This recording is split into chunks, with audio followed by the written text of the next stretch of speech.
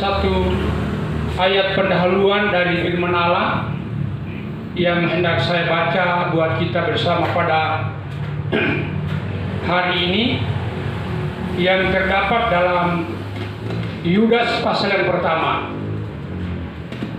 Ini sudah ayat yang biasa dan sudah banyak kali kita dengar, namun Allah ingin untuk menyampaikan maksudnya atas hidup kita hari dan seterusnya. Yudas pasal yang pertama, saya baca di ayat yang ke-20. Untuk menghormati firman Allah, saya mengajak untuk kita berdiri bersama-sama menyampaikan atau mendengarkan, menikmati kebenaran firman Tuhan.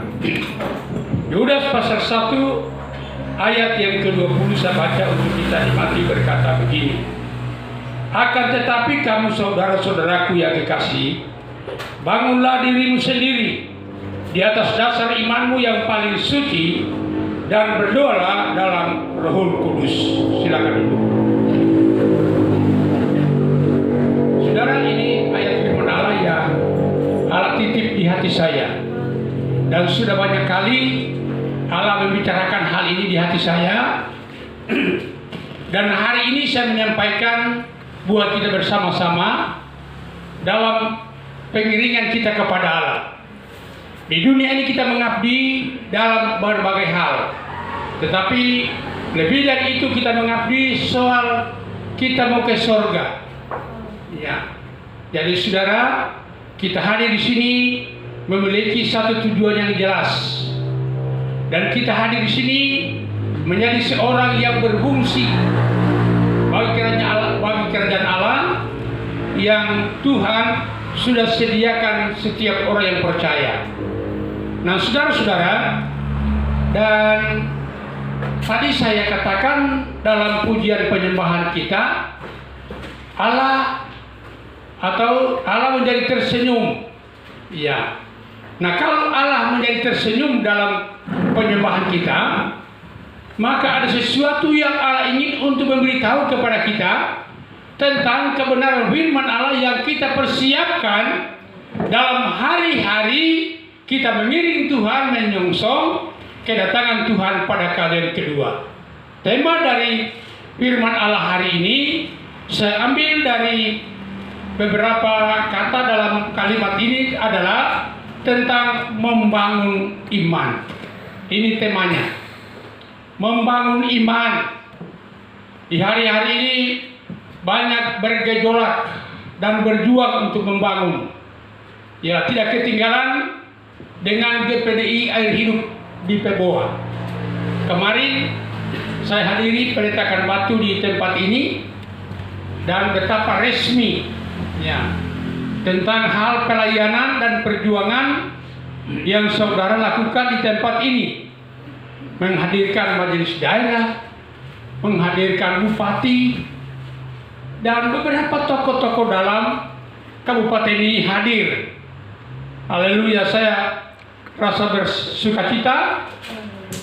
Dan saudara-saudara, kehadiran beliau-beliau itu adalah di mana tentang pembangunan rumah ibadah yang baru di tempat ini. Nah, saudara-saudara, begitu rampung semuanya, tidak ada yang tertinggal, semua terpenuhi dari awal sampai akhirnya. Saya katakan semua penggembala sudah lengkap. Kalau cuma 12 kali 24 sudah di tangan saudara. Amin. Nah, saudara-saudara, dan tidak ketinggalan dalam berbagai hal yang kita siapkan ini, saudara, kita ini supaya semua kita bisa capai. Tidak ada yang akan ketinggalan dan terabaikan. Apatah lagi saudara tentang membangun iman kita yang nantinya kita akan berpindah dari dunia ini ke surga yang kekal selama-lamanya. Seperti apa kata saya bahwa pembangunan yang dijalankan kemarin di sini, saya ulangi bahwa tidak ada yang kurang, semua lengkap dan semua jelas. Nah, saudara-saudara, hari ini Allah hadir dalam ibadah raya minggu pertama, dibarengi atau diwarnai dengan perjamuan asa yang kudus, yang Allah ingin dan menyampaikan kepada kita tentang walaupun kita sibuk dengan berbagai perjuangan, jangan sampai kita ketinggalan, abaikan tentang membangun iman kita. Nah, saudara-saudara, kalau saya lihat dalam pelajaran firman Allah tentang membangun iman itu bukan dengan uang saudara, bukan dengan jabatan, atau bukan juga karena jasamu atau apa kata orang. Ini saudara, bagian yang kita perlu tahu tentang membangun iman ini. Yang kemarin-kemarin itu pembangunan gereja kita sudah lengkap. Sekarang kita mau melengkapi tentang pembangunan iman kita yang saya sebutkan tadi dalam firman Allah, bahwa bukan dengan uangmu, bukan dengan jabatanmu, bukan dengan jasamu, atau apa kata orang. Jadi saudara, mari kita lihat siapa diri kita ini. Nah, saudara-saudara, kalau saya melihat dalam firman Allah tentang membangun iman ini, seperti Roma pasal yang kelima, ayat yang pertama, disebut dalam ayat itu adalah tanpa iman bukan orang benar kepada Allah. Jadi mau air hidup mau apa, silakan. Tetapi Allah minta supaya kita menjadi orang yang beriman kepada Allah, supaya kita berkenan bagi Tuhan. Jadi ada banyak hal yang kita perjuangkan hidup ini, ya. Tetapi dari semua apa yang kita perjuangkan ini hanya tergantung bagaimana karya iman untuk kita berkenan kepada Allah. Sementara kalau saya lihat dalam catatan firman Allah, bahwa iman yang kita bangun ini menurut Roma pasal 12 ayat yang ke-9 adalah iman yang kita bangun ini kasihnya tidak pura-pura. Bisa amin? Kami sebagai pelayan-pelayan Tuhan mempertanggungjawabkan pelayanan ini untuk tidak pura-pura. Selalu saya katakan di mana-mana saya berkhotbah, ini pelayanan bukan pencaharian, pemberitaan firman Allah supaya iman kita bangkit dan berkenan kepada Allah.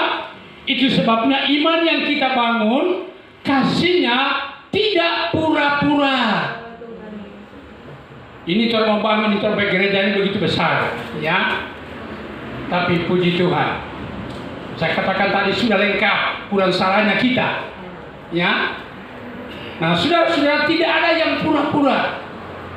Mau menjadi jemaat yang setia, mau menjadi pelayan Tuhan, mau menjadi orang yang cinta akan Tuhan sampai selama-lamanya.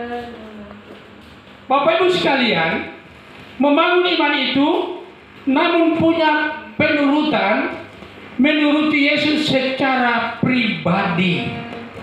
Saya ulangi, membangun iman bukan sekedar mengenal Yesus, namun punya perbuatan menuruti Yesus setiap waktu. Haleluya. Nah, saudara-saudara, mengapa Allah memberi kita tentang tema membangun iman ini? Karena menurut pantauan firman Allah, dalam setiap kehidupan manusia, orang percaya, mau pendeta mau jemaat, ternyata saudara-saudara, banyak orang membangun iman terkadang tercemar. Orang punya iman. Apa yang buat iman kita jadi tercemar? Saya coba lihat catatan firman Allah dalam 1 Korintus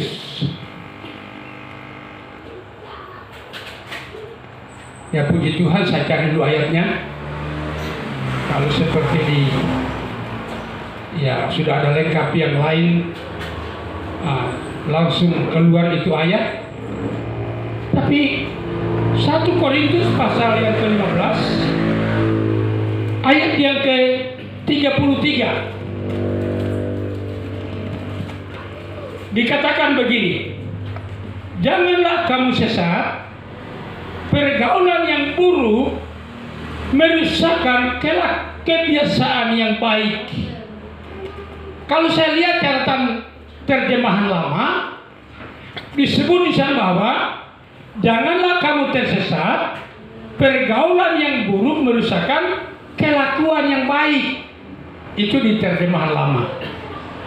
Tapi terjemahan baru ini, saudara, ya sungguh tepat. Disebut bahwa iman yang kita bangun selama ini terkadang tercemar dari gara-gara pergaulan. Iya, semua suku punya pergaulan, semua desa, semua keluarga punya pergaulan, semua adat punya pergaulan. Ya. Nah, saudara-saudara, yang dimunculkan oleh firman Allah yang saya katakan tadi, bahwa iman yang kita bangun terkadang tercemar dari gara-gara pergaulan yang buruk. Jadi saudara, mari kita mempersiapkan diri ini.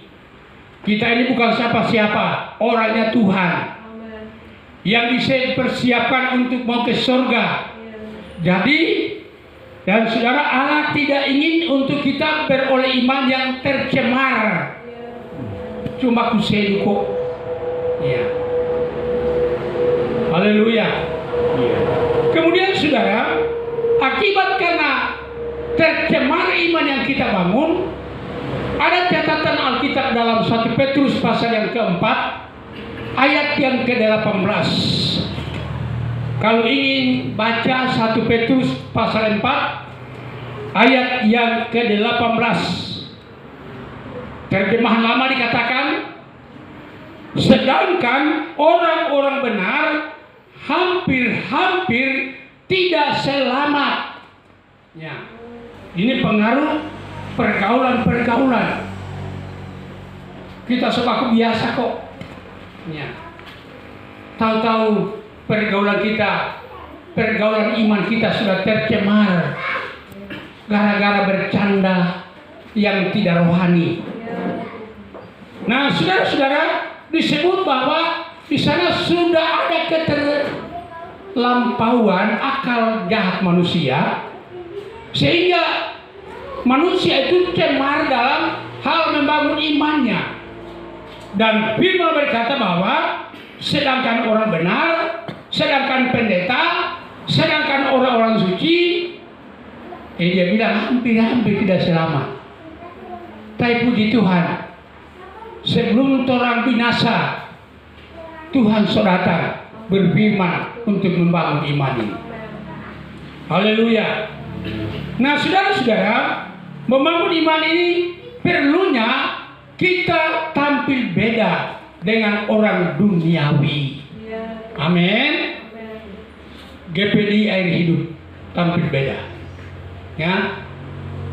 Dunia sementara berpacu, tapi orang harus tampil beda. Coba kita lihat dulu bagaimana kewajiban di situ.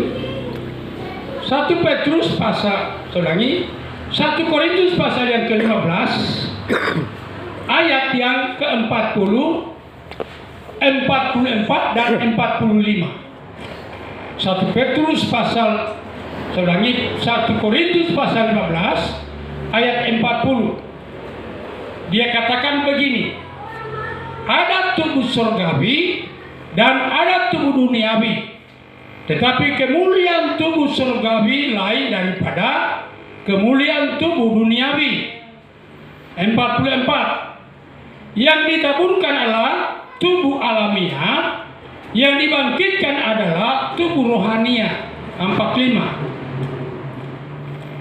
jika ada tubuh alamiah, maka ada pula tubuh rohania. Seperti ada tertulis, manusia pertama Adam menjadi makhluk yang hidup, tetapi Adam yang akhir menjadi roh yang menghidupkan. Jadi saudara, kita lihat bagian-bagian ini di mana memang Allah persiapkan kita. Membangun iman ini harus tampil beda dengan cara orang duniawi, yang artinya orang ini bukan orang sembarangan, bukan asal hidup dan bernapas, tapi Allah punya rencana yang jelas atas hidup ini, supaya tentang membangun iman kita hari-hari ini, supaya menjadi lebih jelas, menjadi lebih berfungsi lagi. Dan disebut, saya simpulkan tadi, adalah menjadi orang yang beriman tampil beda. Tidak usah tiru-tiru orang lain. Oh, kenapa orang sudah tua? Kenapa orang sudah pengalaman? Tapi lihat pengalaman Alkitab. Haleluya. Nah, saudara-saudara, dan membangun iman ini, Alkitab sudah catat dalam Injil Matius pasal yang ke-7 tentang pola membangun iman. Kalau saudara ingin baca tentang pola membangun iman, di pasal 7 ayat 26 disebut singkatnya di sana adalah pola membangun iman itu jangan di atas pasir. Ya. Jadi saudara-saudara, kita sudah lihat model membangun ini. Kemarin-kemarin ini sudah siap segalanya. Dan tentang pola membangun iman ini jangan di atas pasir. Walaupun nanti Tuhan mau pakai pasir di fondasi, tapi di pola membangun iman jangan pakai pasir. Karena disebut bahwa di mana ada angin, ada banjir yang akan melanda rumah itu, dan kalau dia hanya di atas pasir, rumah iman yang kita bangun itu akan mengalami kehebatan roboh dengan hebatnya. Jadi jangan bangun di atas pasir. Nah, saudara, di dunia ini banyak tantangan, ya, banyak angin ribut yang akan menggoncang iman kita dalam kita iringi Tuhan supaya kita terseret keluar dari firman Allah dan menjadi orang duniawi. Jadi saudara, ada angin ribut, ada angin badai. Dalam tubuh GPDI ada banyak angin badai. Ya, itu sudah terjadi dari sana sampai di bawah. Tapi orang percaya, mari bangun iman, tidak seperti terjadi di atas pasir. Yang nantinya kalau ada pencobaan, kalau ada tantangan, ya, kemarin juga diperintahkan batu, dibilang membangun itu banyak tantangan, tapi jangan lupa ada mujizat Allah. Haleluya. Nah, saudara-saudara, itu yang pertama tentang pola membangun iman ini jangan di atas pasir. Kemudian yang berikut tentang pola membangun iman ini jangan di atas dasar kayu, rumput kering atau jerami. Coba kalau saudara ingin lihat apa dimaksud di sini, 1 Korintus pasal yang ketiga ayat 12 bahagian B. Ya. Pola membangun iman kita jangan di atas dasar kayu, rumput kering dan jerami. Ya. Ada orang bilang yang pokok asal jadi, yang penting sobatera. Ya. Tapi kalau asal jadi, ingat itu angin badai. Nah, di sini saudara diminta supaya pola membangun iman kita itu jangan atas dasar kayu, rumput kering dan jerami. Ya. Nah, saudara-saudara, mengapa ditekan seperti itu? Kalau saya baca dalam 1 Korintus pasal yang ketiga ayat yang ke-13. Mari saya lihat dulu ayatnya. 1 Korintus pasal yang ketiga, ayatnya yang ke-13.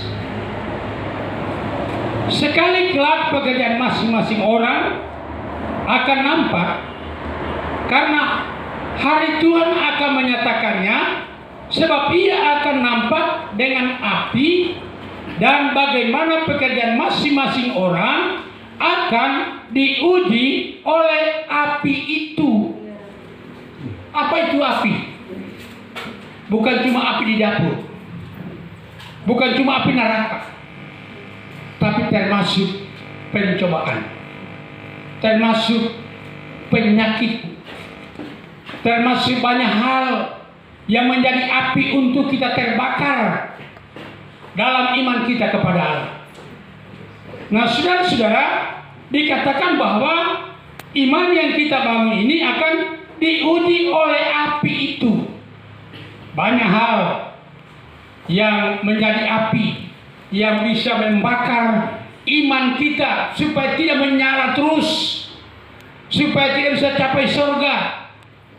Jadi saudara-saudara, membangun iman ini disebut Alkitab di Mazmur 18 ayat yang ke-32 adalah kita membangun iman di atas dasar batu, yaitu Allah yang hidup.